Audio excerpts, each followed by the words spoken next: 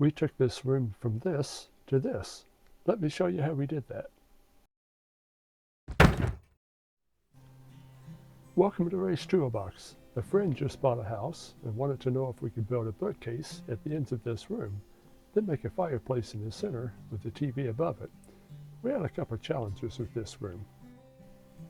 The first challenge was the heat duct in the floor. I had to figure out how to utilize the duct without covering it up. The next challenge was the electric outlets were in the wrong place. That one was a no-brainer. An electrician moved the outlets to above the mantel and added one for the fireplace and another one higher for the TV.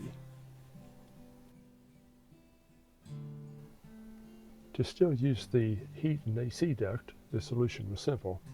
Use a 45-degree elbow to turn the vent 90 degrees, just like it was coming down on the wall. Then I built a base from 2x6s to raise everything up above the duct. The fireplace was set on top of that. The room itself is 15 foot wide. To make the most of lumber, I made the 2x6 kick plate split in the center. That way there was just one joint in it instead of two. I fastened them together on the inside. Since the floor was already refinished, I painted the kick plate before I installed it. Then I glued it and fastened it in place by installing screws in from the back side to hold it until the glue could set up. Then I just had to take a quick look at what the grate would look like once it was in place. Next, I built the bookcase for both ends of this wall. We decided that the shelves would be 16 inches deep and 48 inches wide on both ends. That would take up 8 feet of wall space, leaving 7 feet in the center for the TV and the fireplace to occupy. The ceiling height in this room is 8 foot in most places. The available height after making the base was 90.5 inches, plus a half-inch variable for a total available bookcase height of 90 inches. We decided on a 2-inch cornice at the top to add character. That also gave 2 inches to play with, just in case we needed some height. That made the bookcase 88 inches tall. Each bookcase will have 6 shelves plus the top. I made the bookcase in my shop. I knew a bookcase this big would be very heavy to move and would be hard to stand upright once it was in place, so I made each bookcase in 2 sections. One shelf needed to be somewhere around 18.5 inches tall for a family heirloom oil lamp. The top shelf would have this honor. I thought it would make the bottom shelf the same height so the other taller items could be displayed as well. The shelf openings I decided for the top and bottom shelf would be 20 inches, including the 3/4 inch shelf itself. The other 4 shelves would be 12 inches tall, shelf included. I made both bookcases match each other. The entire project was to be painted a gloss enamel white. For the actual shelves, I used a ready-made board that was 16 inches by 48 inches. I needed 14 of them, as I used one for the top of each bookcase. I was able to use 3/4 inch plywood for the sides. I ripped them to 16 inches wide, made the bookcases in 2 sections so I could transport them and assemble them on site. I drilled holes where the shelves would go because I wanted to use dowel pins to fasten the shelving unit together. The lower sections I started with the bottom shelf. The second shelf was 20 inches up from the bottom, 2 more shelves up at 12 inches each. This made the lower bookcase 32 inches tall. The mantel on the fireplace side would be around 45 inches up from the floor. That would cover the joint from the visible sides of the bookcase. The top sections did not have a bottom shelf. I made the first shelf 12 inches up from the bottom, with another shelf 12 inches up from that one. I used a shelf for the top of the bookcase at 20 inches up from there. That made the top section 56 inches tall. I used 2 dowel pins on each side to help align them together with a glue joint. That hid the joint quite well. When I drilled the holes in the boards, I vacuumed the holes and then used the air gun to blow everything out of the holes. I used a cotton swab to get the glue in the holes and then tap the dowel pins in.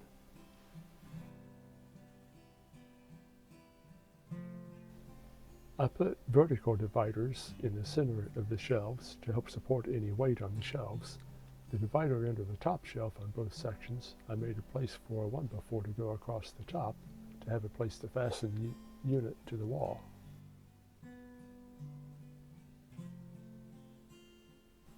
When I was making the top sections, I assembled them on top of the bottom sections. That way I was sure they would line up when I installed them.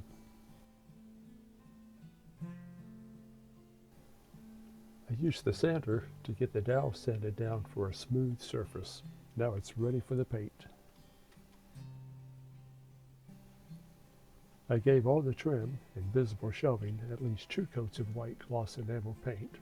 I used 220 grit sandpaper between the coats to give it that smoother finish. When we planned on making these bookshelves, I planned on making them 16 inches deep and 4 foot wide. So that's the size of shelving that I bought. Sped things up a little bit, and it was easier as well.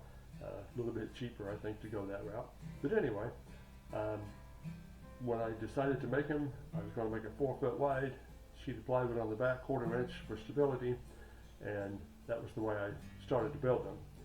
Did not take into account the width of the sides, the 3/4 inch piece on each side.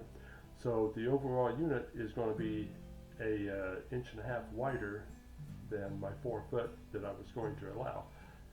The edges of my 4 foot wide plywood backing wouldn't catch the sides of my shelving unit, so I needed to come up with a way to fix that. I took a piece of 3/4 inch wood and made it 1 inch wide, and then I rounded one edge of it, and that's going to give it a decorative look to it. I'm going to put this in the back of the shelves, one on each side, and that's going to give me something to glue on, to staple into, to fasten the sides of the backing. I have another problem, if you will. The fireplace that we're putting in has a thermostat to it. So I decided on that one section, that one 12 foot section, 11/4 inch section, I made another piece that was just 2 inches wide instead of 1. And what I'm going to do is cut a groove in the back of this and a couple of holes. When I put this in the back of that particular unit, I can run the wire up on the inside of this. That'll get the wire from the bottom unit under the mantle to the top of the mantle, and then we can put the thermostat, mount it right back there against the wall where the homeowner wants it. So I'm going to cut a groove in this, and we're going to put this in. I think that'll work. Remember, I used dowel pins to align the top and the bottom sections together. I assembled them when I was ready to put the backs on. That way everything would fit perfectly. I used 1/4 inch plywood for the back panels of the bookcase. I cut the lower panel so it would hit the middle of the top shelf on that unit. Then I put a couple strips vertically to temporarily hold the panel in place. I cut the back panel for the top unit to drop down an extra 3/8 of an inch. That gave me plenty of room to fasten the panel and hide that joint. After a trial fit, it was time to glue it up, get it all aligned, and staple the back in place. I screwed a couple of scrap pieces of wood to the back of the top section to make handles. I needed a way to grab it so I could pick it up and carry it.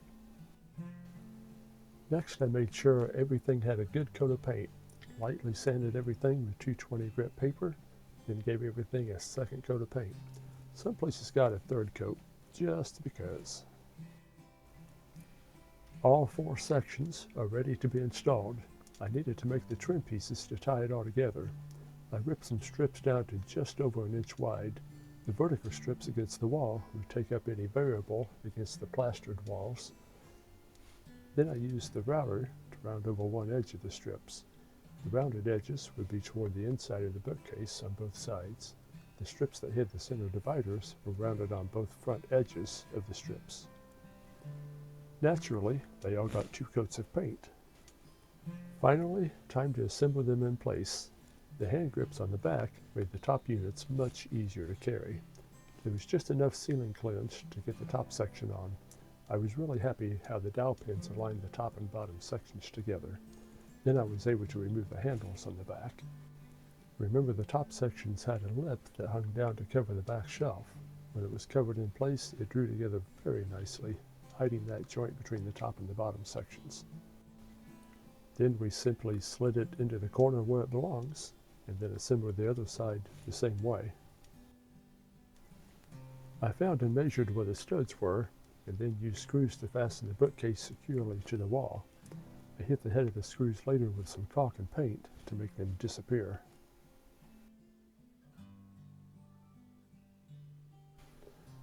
Now it's time to make this thing start to look good.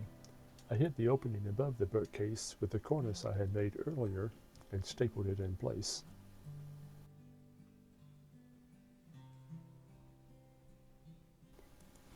Next, I ran a bead of glue to the side trim pieces and used the nail gun to hold them up while the glue was setting up. I did the same thing with the center trim. Now the bookcases are done. They didn't turn out looking too bad. Time now for the center of the room. We already had the 2x6 base in place. I needed to start on the fireplace area next. I started with a piece of painted trim that went down in front of the bottom of the fireplace. That filled in between the bookcases. I glued it and nailed it into place. The heating duct extension was placed, and I made a 3/4 inch plywood cover to go over the rest of the 2x6 base.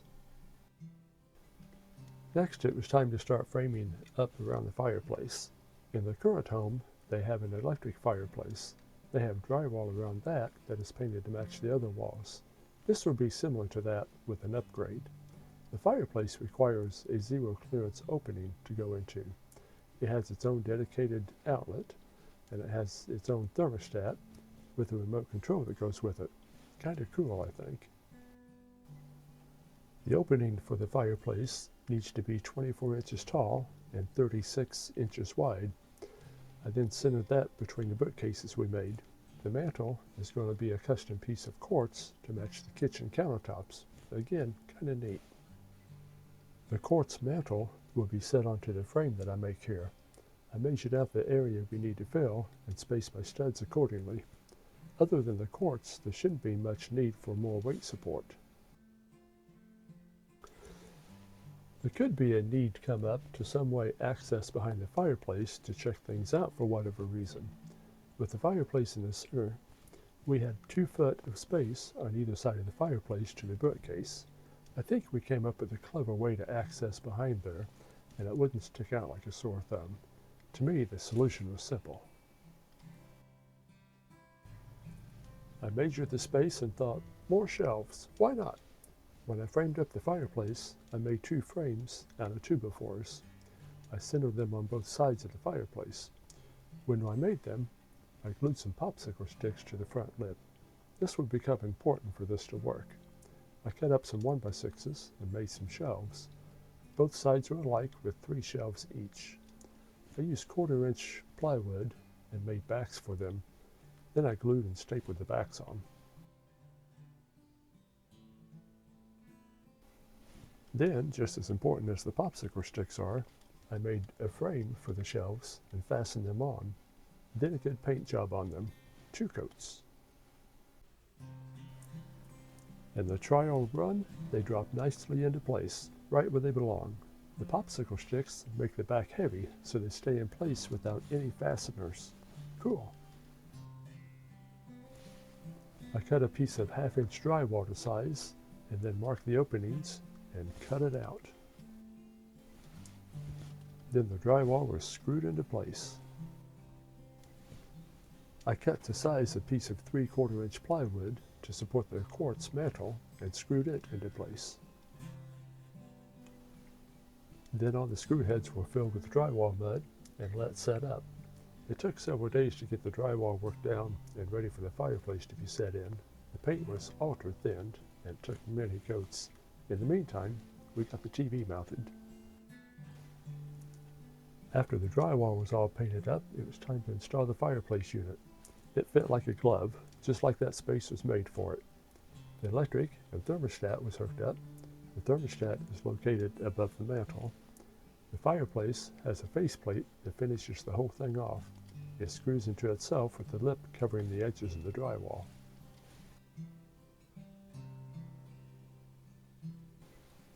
Then the small shelves simply slid into their honored place.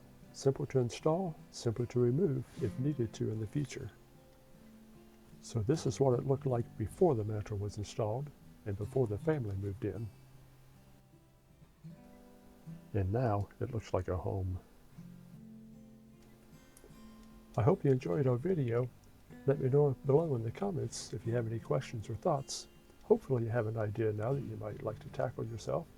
Subscribe below if you haven't, and ring that bell so you know when our next video is out.